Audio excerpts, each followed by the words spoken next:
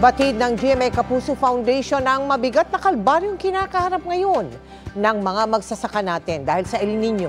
Kaya naman agad tayong naghatid ng tulong sa 6 na probinsya sa bansa na matinding naapektuhan nito. Ilan lang sila sa mga mahigit 30,000 na ating naabot.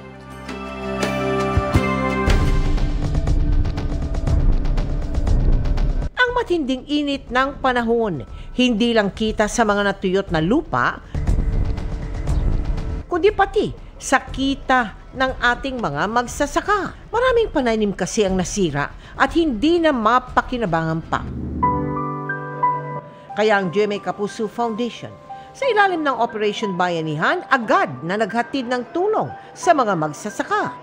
Sa kabuuan, 30,300 na individual ang nabigyan natin ng tulong.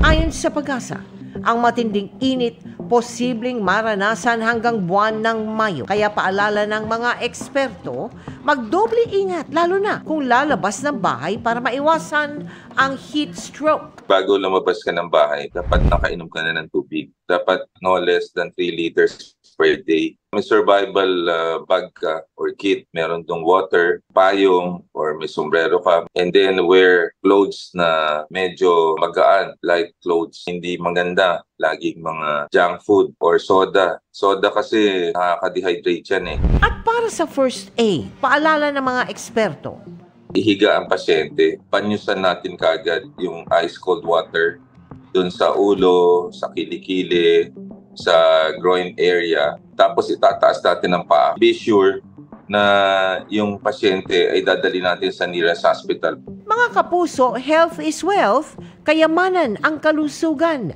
Kaya stay safe and hydrated ngayong tag-init. Sa mga nais makiisa sa aming mga proyekto, maaari po kayo magdeposito sa aming mga bank account o magpadala sa Cebuana Luwalier. Pwede ring online via GCash, Shopee at Lazada.